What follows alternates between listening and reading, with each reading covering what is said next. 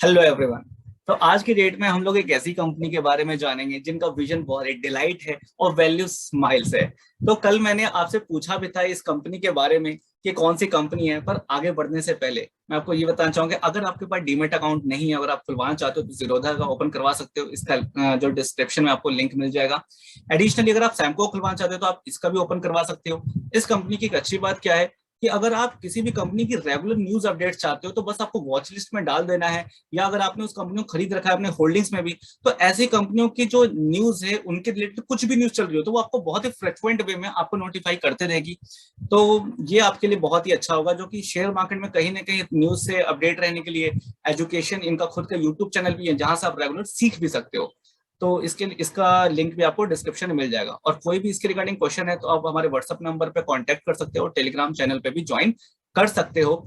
और एक लास्ट चीज कि अगर आप चाहते हो कि कोई रेगुलर इस चीज के बारे में सीरियसली सीखना, अच्छे सीखना, तो हमारे कुछ कोर्स हैं जो हमारे एप्लीकेशन पे मनी रूट्स, आप इसको डाउनलोड भी कर सकते हो प्ले स्टोर से, और उसका लिंक आपको डिस्क्रिप्शन में भी मिल जाएगा।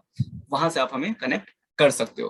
तो चलिए अब हम टॉपिक पे आते हैं वापस से, कि कल ये इमेज मैंने आपको शो की थी कि भाई ये कौन सी कंपनी का है, और मैंने आपसे पूछा था कि इसके बारे में अगर आप जानते हो तो थोड़ा सा बताओ। तो अगर आपको अभी तक गेस हो गया है कि किस कंपनी के बारे में हम बात करने वाले हैं तो प्लीज कमेंट सेक्शन में जरूर डालना।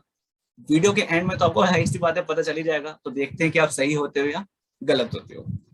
तो जैसा कि आप जानते हो कि आज की डेट में जो डिजिटल इंडिया है, इवन डिजिटल वर्ल्ड है, सब कुछ डिजिटाइज होता चला जा रहा है।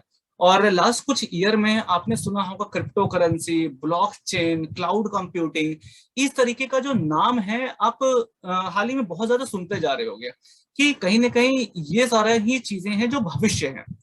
तो मैं आपको ये बताना चाहूँ, जिस कंपनी के बारे में आज हम बात कर रहे हूँ, इनके यहाँ पे दिख भी रहा होगा कि एक्सपर्टीज है, लोग डिजिटल ट्रांसफॉर्मेशन में, next generation product and platform engineering पे काम करते हैं। ये लोग, आप ब्लॉकचेन भी आप देख रहे हो, इस पर काम करते हैं, क्लाउड पे भी काम करते हैं, बीपीएम इंटीग्रेशन पे, सिक्योरिटी पे, IoT development, RPA, software defined networking, big data and advance analytics, ये सारे इनके काम है जिसपे काम कर रहे हैं। और किस किस सेक्टर को ये अपना काम प्रोवाइड करते हैं, अपनी सर्विस प्रोवाइड करते हैं।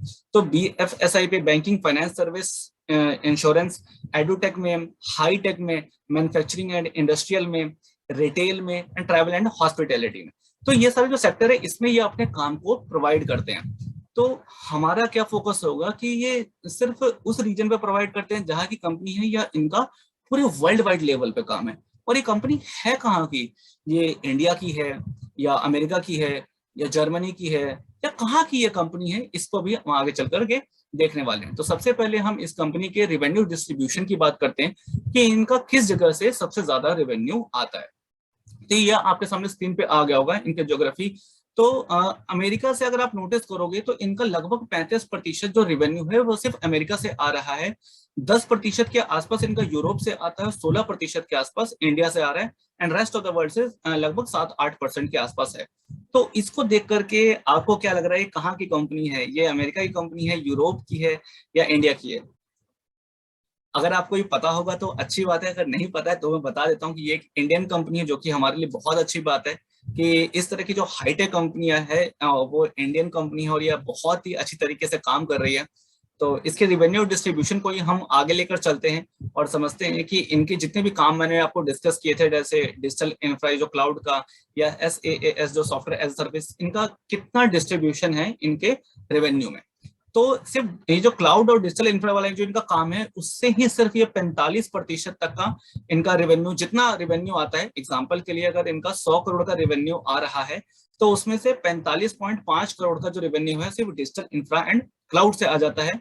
21% ऐसे हैं, मतलब कि अगेन 100 करोड़ के रेवेन्यू में 21.7 करोड़ जो है वो सॉफ्टवेयर एज अ सर्विस इससे आता है। देन सिक्योरिटी से 11%, एनालिटिक्स एंड एआई से 11%, आईओटी से 6%, एंड रेस्ट ऑफ जितने भी हैं उससे 3.2% का रेवेन्यू डिस्ट्रीब्यूशन है।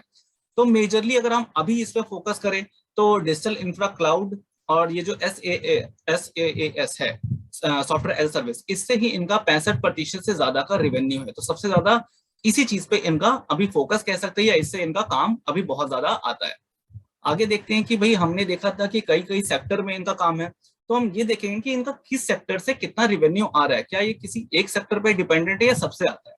तो ये चार्ट देखने के बाद आपको कहीं ना कहीं समझ में आ जाएगा कि हाँ, इनका ऑलमोस्ट सभी सेक्टर पे अच्छा इनकी पकड़ है। ऐसा नहीं कि किसी एक सेक्टर पे ही बहुत स्पेसिफिक है कि बहुत ज्यादा काम आता है। जैसे आप एडुटेक से देखोगे 23% है, हाईटेक से 16% है, रिटेल से ये 10% है, ट्रेवल वाले से ये 13% है, बैंकिंग फाइनेंस सर्विस इंश्योरेंस 13% है, इंडस्ट्रियल से ये 6% है, और मैन्युफैक्चरिंग उससे 10% है, और रेस्ट ऑफ जो भी बच जाती है उससे 5.4% है। तो ये देखकर जो इनके वर्टिकल्स को पता चल गया होगा कि हाँ, ये किसी एक जगह पे फोकस नहीं कर रहे हैं, और ये कंपनी की बहुत ही अच्छी बात है। ये क्यों अच्छी बात है? क्योंकि कई बार ऐसा होता है कि अगर कंपनी, मान लो कि ये एडुटेक से ही, अगर मान लो एग्जांपल ले रहा हूँ कि इनका 65% पैसा आता, और कभी ना कभी वर्ल्ड में किसी चीज की वजह से अगर इस सेक्टर में कुछ प्रॉब्लम आती, तो कंपनी के प्रॉफिट मार्जिन पे, कंपनी के रेवेन्यू पे बहुत ही ज्यादा फर्क पड़ जाता। तो ये हमें देखना है कि यार, कंपनी अगर ब्रॉड लेवल पे काम कर रही है, अलग अलग सेक्टर में काम कर रही है, तो कभी कभी अगर ऐसा होता है कि किसी एक सेक्टर में मान लो इसमें काम कम भी हुआ, दूसरे में ज्यादा हो गया, तो बैलेंस हो जाता है। कंपनी की रेवेन्यू पे बहुत ज्यादा फर्क नहीं पड़ेगा, वो आगे जाकर के बढ़ता ही रहेगा। तो अभी तक हमने इस कंपनी का रेवेन्यू डिस्ट्रीब्यूशन तो देख लिया है, राइट। तो अभी तक हमने इस कंपनी का रेवेन्यू डिस्ट्रीब्यूशन तो देख लिया है, राइट। अब हम क्या करेंगे, लास्ट 4 से 5 साल का इसका हम डेटा देखेंगे कि किस तरीके से साल दर साल से इनका रेवेन्यू बढ़ा है या घटा है, और उसके हिसाब से जो इनका प्रॉफिट है, प्रॉफिट आफ्टर टैक्स जो होता है, वो किस तरीके से आ रहा है, राइट। तो हम लोग चलते हैं अगले पेज पे, और ये आपके सामने फाइनेंशियल ईयर 2018 का हमें देखते हैं। तो इस टाइम जो रेवेन्यू आया था, ये इनको करीब 489 करोड़ था। ये सारी फिगर्स जो यहाँ पे आएंगे करोड़ में रहेंगे। तो फाइनेंशियल ईयर 18 का जो था वो 489 करोड़ का था रेवेन्यू, जित मतलब सेल्स कह सकते हो, बिक्री कह सकते हो। और उसके रिस्पेक्ट में इनका प्रॉफिट क्या आया था, वो प्रॉफिट नहीं आया था, वो लॉस आया था। वो आया था -22 करोड़ का इनका लॉस हो गया था। वहीं 2019 जो फाइनेंशियल ईयर क्लोज हुआ, इसमें इनका रेवेन्यू 489 करोड़ से बढ़ करके 601 करोड़ पे चले गया। और इनका जो प्रॉफिट था, जो पिछले साल लॉस में था, वो फाइनली प्रॉफिट में आ गया, पीएटी प्रॉफिट में आ गया इनका 14 करोड़ का। 2020 में फाइनेंशियल ईयर में इनका रेवेन्यू और अच्छे से बढ़ा, 601 करोड़ से बढ़ करके 714 करोड़ पे बढ़ गया। और इनका जो पीएटी था वो भी 14 करोड़ से ऊपर आकर के 71 करोड़ का है। तो यहाँ पे आप नोटिस करो तो कहीं ना कहीं बहुत ही अच्छा जंप दिखा रहा है प्रॉफिट में। तो ये देखते हैं कि आगे ये मेंटेन रह भी पाता है या नहीं रह पाता है। तो 2021 आप जानते हो कि ये वो टाइम था जब कोविड-19 आया था। तो इस जगह पे कई कंपनियों के साथ मतलब कोलैप्स भी कर गई थी, और कई कंपनियों ने बहुत अच्छा परफॉर्म भी किया था। मतलब किसी के लिए ये बहुत बुरा टाइम था, और किसी के लिए अपॉर्चुनिटी बन गया था। तो क्योंकि ये आईटी कंपनी थी, क्योंकि ये एक सॉफ्टवेयर इन सब पे काम करती थी, तो शायद इनके लिए एक अपॉर्चुनिटी बना हो उसकी वजह से। तो देखते हैं कि फाइनेंशियल 21 में इनका रेवेन्यू बढ़ा या घटा। तो वो 714 करोड़ से बढ़ करके 797 करोड़ पे आ गया था। और इनको जो प्रॉफिट आफ्टर टैक्स है वो 71 करोड़ से बढ़ करके 162 करोड़ पे आ गया था। अभी तक तो सब अच्छा चल रहा था। अब बात करते हैं फाइनेंशियल 22 का जो अभी चल रहा है। तो अभी क्या हुआ, तो अभी मैं आपको बताना चाहूंगा, बहुत अच्छा है कि इनका जो रेवेन्यू है अगेन बहुत स्पीड से बढ़ा है। लगभग 30-35% का ग्रोथ हुआ यहाँ पे, 797 करोड़ से 1130 करोड़ पे पहुंच गया है। आप लास्ट 5 साल का इनका अगर रेवेन्यू ग्रोथ देखोगे तो देखो ये मतलब किस तरीके से आगे बढ़ जा रहा है। इससे आपको साफ साफ पता चल रहा है कि हाँ, कंपनी अपने काम को लेकर बहुत सिंसियर है, अपने रेवेन्यू को बढ़ाने को लेकर बहुत सिंसियर है, और स्पीड से बढ़ाए भी जा रही है। और क्यों ना बढ़ाए, इनकी कंपनी का जो मैनेजमेंट है वो बहुत ज्यादा स्ट्रांग है। आगे चलकर आपको पता चल ही जाएगा जब इस कंपनी के बारे में बताऊंगा। क्या अभी तक गेस हुआ वैसे कौन सी कंपनी है? नहीं हुआ तो कोई बात नहीं, मैं तो बता ही दूंगा। आगे देखते हैं हम लोग। अब देखते हैं कि 2022 ये जो फाइनेंशियल ईयर गया है, इसमें रेवेन्यू तो इनका 1130 करोड़ आया है, बट क्या प्रॉफिट बढ़ा है? एक्चुअली प्रॉफिट मतलब बढ़ा तो है, पर इसमें काफी हद तक दबाव रहा है। वो कैसे कि अगर आप नोटिस करोगे तो फाइनेंशियल 21 में इनका जो प्रॉफिट मार्जिन कह सकते हो कि रेवेन्यू के रिस्पेक्ट में जो परसेंटेज था पीएटी का, वो लगभग 20% के आसपास था। और इस फाइनेंशियल 22 में ये सिर्फ 16% के आसपास रह गया, मतलब ये कम हो गया है। पर अच्छी बात यह है कि इनका 4% कम होने के बावजूद ये पिछले साल से ज्यादा प्रॉफिट लॉक कर पाए हैं। तो ये अच्छी बात है। तो शॉर्ट टाइम के लिए थोड़ा सा कह सकते हो कि सेंटिमेंट कंपनी का खराब कर सकता है कि रेवेन्यू तो बहुत अच्छा बढ़ा पर प्रॉफिट उस हिसाब से नहीं बढ़ा। पर देखो कभी कभी होता है, हर साल एक जैसा परफॉर्म नहीं होता। अगर आप इसके 5 साल का ट्रैक रिकॉर्ड देखोगे तो जहां 5 साल पहले फाइनेंशियल ईयर 18 में ये लॉस में कर रहा था इस कंपनी, और अभी देखो उससे काफी ऊपर आ गई है।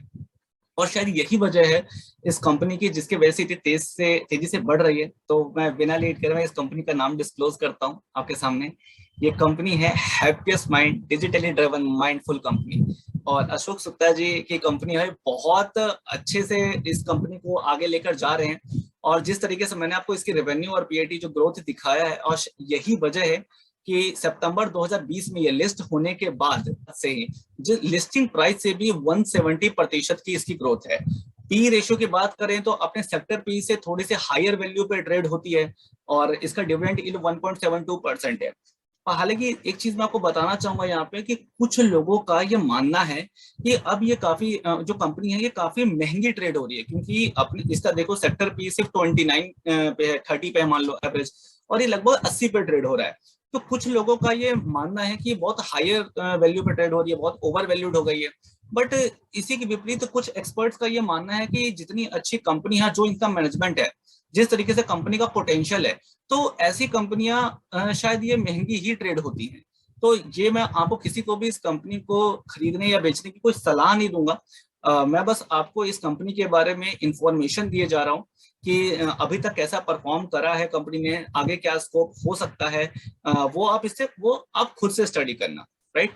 तो अभी तक हमने ये देखा है कंपनी की जो 5 ईयर की परफॉर्मेंस रही है उसके हिसाब से शेयर प्राइस में जितने लोगों ने इसका शेयर खरीदा था उसमें भी अच्छा रिटर्न मिला है, और कंपनी ने अपने रेवेन्यू प्रॉफिटेबिलिटी को भी बढ़ाया है। पर ये देखते हैं कि अब कैसा परफॉर्म कर रही है। तो इसके जो लास्ट अभी 4 जो क्वार्टर गए हैं, तो फाइनेंशियल ईयर 22 का पहले क्वार्टर की हम बात करें तो एक इंटरेस्टिंग चीज मैं आपको शो करूंगा, ये बहुत ध्यान से देखना आप लोग, कि Q1 में इनके पास 180 एक्टिव क्लाइंट थे। आरओसीई उस टाइम पे 30.7% था। ये ध्यान से देखना, Q1 में इनके पास 180 एक्टिव क्लाइंट थे और 30.7% इनका आरओसी था, return on capital employed. Q2 की बात करें इनका फाइनेंशियल ईयर 22 में ही, तो इनका जो एक्टिव क्लाइंट 180 था, अब बढ़कर कितना हो गया 186। अब नोटिस करो 180 से बढ़कर कितना हो गया 186, और ROC return on capital employed 30.7 से बढ़कर हो गया ये 33.8। तो आगे देखते हैं। इसके अलावा Q3 में इनका क्या रहा। Q3 में इनका अगेन आप नोटिस करो कि जिनके एक्टिव क्लाइंट था 186 से बढ़ करके 195 हो चुके हैं एक्टिव क्लाइंट्स, और 33.8 जो आरओसी था वो 32 पे आ गया था। थोड़ा सा ये यहाँ पे कम हुआ था, कोई बात नहीं। इसका जो अभी जो रिसेंट डेटा आया है Q4 का, हम देखते हैं कि इस पे कंपनी ने कैसा परफॉर्म किया है। तो अगेन हम इसमें यही देख रहे हैं कि कंपनी कंसिस्टेंट तरीके से अपने एक्टिव जो क्लाइंट है उसको बढ़ाए जा रही है। आप नोटिस करो, आप हर जगह नोटिस करो, जहां पे Q1 में सिर्फ 180 क्लाइंट्स थे इनके पास एक्टिव क्लाइंट्स, Q2 में 186 हुए, Q3 में 195 हुए, और Q4 में इनके 206 हुए। जहां इनका आरओसी 30 पे था वो बढ़ करके अभी देखो 39 पॉइंट ऑलमोस्ट 40 पे आ चुका है। जहां पे इनके पास 90% ऐसे थे जो रिपीट बिजनेस आते थे, मतलब जिसने लिया है वो लेता ही था दोबारा, वो 87 पे आ गया था, फिर 82 पे आ गया था, दोबारा से बढ़कर 85 पे है। तो मतलब इसका एवरेज बात करूं तो लगभग ये 85% के एवरेज पे ही है, मतलब 80 to 90 के बीच में जो इनका बिजनेस है वो रिपीटेड है, वो बार बार आता है। तो ये मुझे सबसे इंटरेस्टिंग चीज लगी थी जो लास्ट 4 क्वार्टर में कंपनी के मैंने ट्रैक किए। आपको ये चीज कैसी लगी है ये आप प्लीज कमेंट सेक्शन में जरूर बताना। अगर आपको ये डिटेल्स अच्छी लगी हो तो इस वीडियो को लाइक जरूर करना और ज्यादा से ज्यादा लोगों तक शेयर करना। तो ऐसी और भी इंफॉर्मेशन के लिए आप हमारे चैनल को भी सब्सक्राइब कर सकते हो और एप्लीकेशन को भी डाउनलोड करना मत भूलना। तो आज के लिए चलते हैं हम लोग, बाय बाय, हैप्पीएस्ट माइंड्स के साथ हैप्पी रहें।